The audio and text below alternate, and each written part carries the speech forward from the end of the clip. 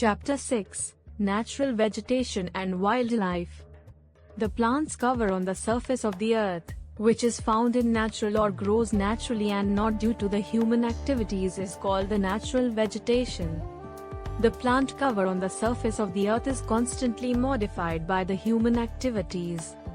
Thus, the term natural vegetation now applies to natural as well as semi-natural types of vegetation.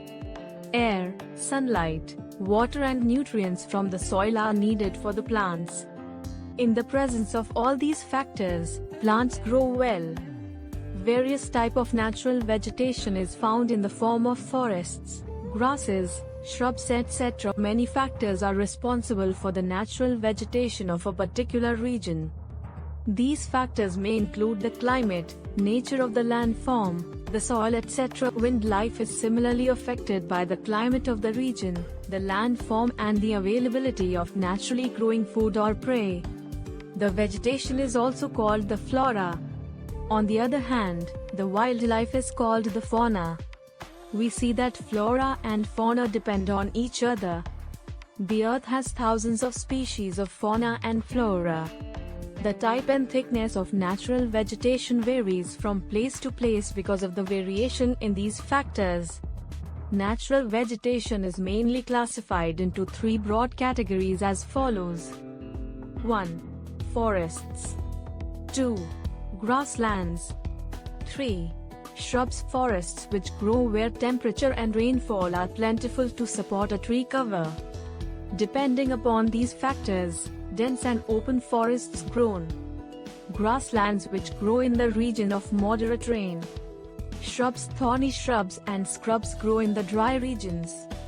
Equatorial regions. The main features of the equatorial regions are bright sunshine, high temperatures, high humidity and rainfall. The vegetation in these regions is lush green and luxuriant throughout the year. The sun's rays often fail to reach the ground due to the thick sort of canopy. The trees are very tall. It seems that all the trees compete with each other to reach out to sunlight. Some trees are even 45 meters tall. The wood commonly found in equatorial forests are mahogany, ebony and rosewood. These wood are heavy and float on water.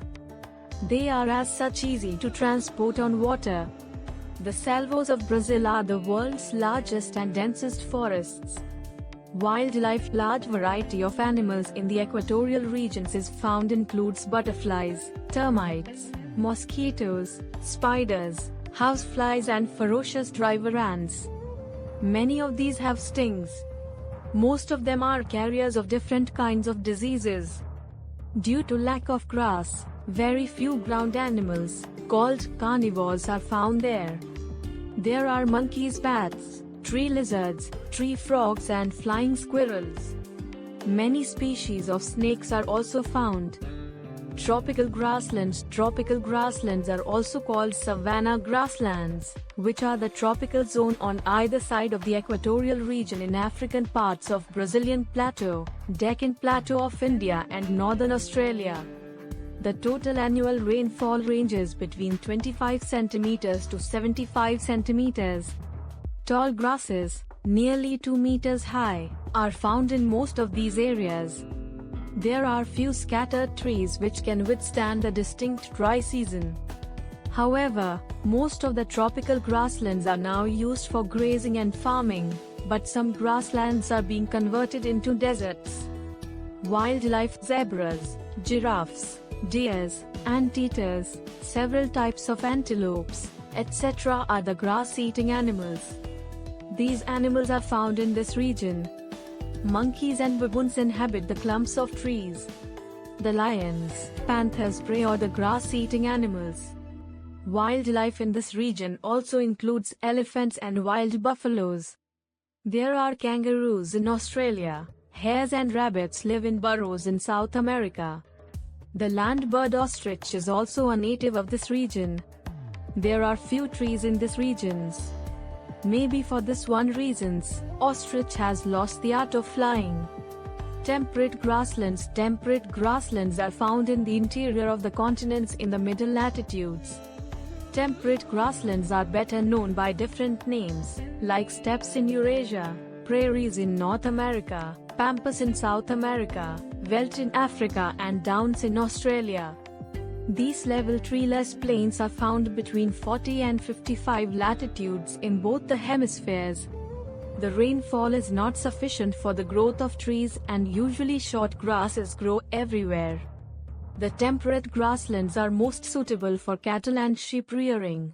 Wildlife. The wildlife of this region comprises wild asses, antelopes, horses and wolves. Bisons at one time dominated North America. Tundra, cold desert region. Since the subsoil in tundra remains permanently frozen, so natural vegetation in this region is limited to lichens, mosses, dwarf shrubs and stunted birch tree between the perpetual snow and ice of the Arctic regions. The bushes grow only a few decimeters above the ground. Only the top layer of the soil sustains some vegetation in the summer, which is too short. Wildlife. Reindeer and the muskox are the main wild animals of tundra region. Polar bear, blue fox and the Arctic tern are other common animals. The reindeer is the most important animal in tundra. The large variety of land and water availability has led to wide diversity in plant and animal life found over different regions of the world. Serious attempts have to be made to ensure that the wide variety of flora and fauna existing on the Earth does not get extinct due to unusual changes in the land use.